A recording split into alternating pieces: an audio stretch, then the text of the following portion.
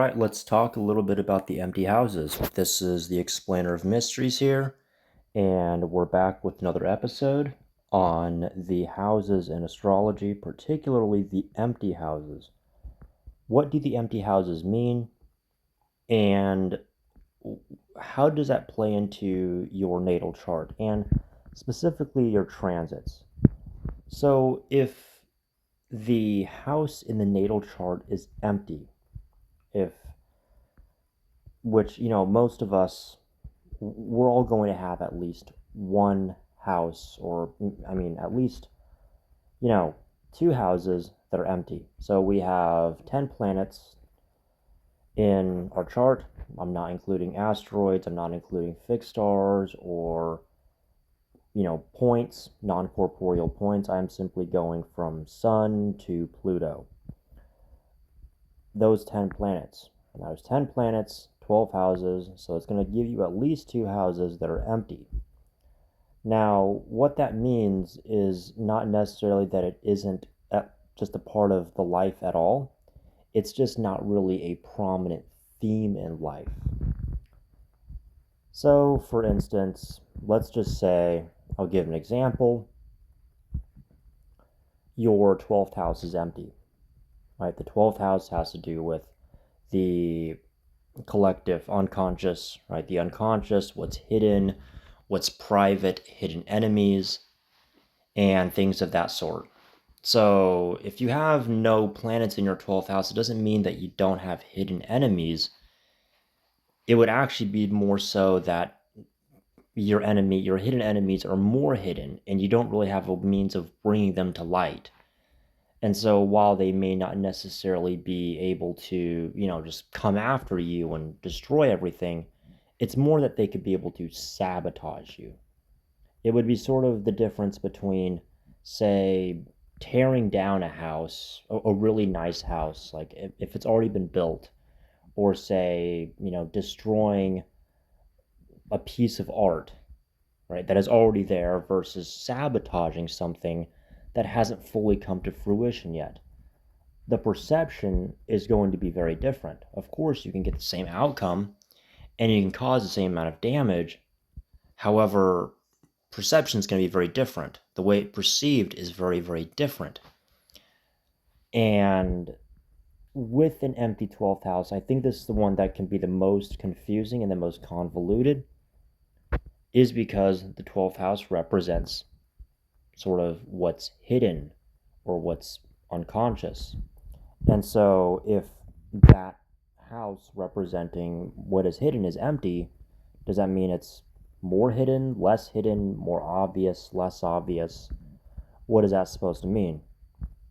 Now, as far as transits go, transits with empty houses can actually almost intensify that empty house. Now, of course, you have to look at the house cusp and where the ruling planet for that house cusp sign is in relation to, the rest of the chart. So let's just say you have an empty fifth house, right? And your fifth house cusp is in Cancer, and your moon is in, I don't know, let's just say your moon is in Libra. Okay, so your fifth house cusp is Cancer. Cancer is ruled by the moon, and the moon is in Libra. Okay, so there you go, take for that what it is. Now, okay, since the moon is in Libra, it's going to apply that Venusian Libra element to your empty fifth house. Also, you would also have to see, okay, what house is the moon in Libra, and where is Venus in the house, and so everything kind of just plays in together. And so as a result, that empty house actually does have some more meaning to it. Of course, if there is a fixed star there, if there is, your north node, south node axis, your vertex, Lilith, asteroids, whatever other thing is there, that obviously would play a big role. So, for instance, the north node south node axis, it's a pretty big part of the chart, which I've already talked about quite a bit, and I'm guessing we can go over it. Well, actually, now that I'm on, I'll probably just add some timestamps to one of those videos to help clear things up. However, let's move forward. So, if you have a transit to that empty house, it can actually really sort of intensify it there, right? So let's just say, with the example that I gave, with your fifth house, right, with the house cusp in Cancer, it's empty natally. However, if you have the moon transiting your fifth house in Cancer, that's obviously going to sort of highlight that fifth house energy, right? Obviously, the moon is going to be in its sign of rulership, and it's going to bring out that Cancer fifth house energy even more because you don't really have any other planets there sort of disrupting it, if you will, or sort of mixing in the energy. So it kind of leaves that house as almost sort of a blank slate or a blanker slate. Now, for instance, a well known transit, specifically with Venus, is Venus transiting the 12th house. Venus transiting the 12th house is sort of known for, kind of secret relationships, sort of, secret sexual encounters, or, some kind of, secret affair. It doesn't necessarily have to be romantic or sexual. It can be sort of business related. It can be, sort of maybe more kind of a broader scale, like a friendship that has, a lot of extra, perks with it. Like, if you're, say, you're really wealthy and well connected, and you have this other friend that's really wealthy and well connected, and you just kind of want to keep it under the wraps, that can apply. Of course, with this Venus transit in the 12th house, there is going to be a very sexual element to it, regardless of how it actually plays out. And, the same thing could be, if, say, for instance, you have, Jupiter transiting one of your empty houses, Jupiter being the planet of expansion and growth, good luck and protection, right? Jupiter can really expand that energy, it can expand the energy of that house and sign that it is transiting through. Of course, you'd also want to see, how would that be aspecting your natal Jupiter? Where is your natal Jupiter placed? Everything else in the chart.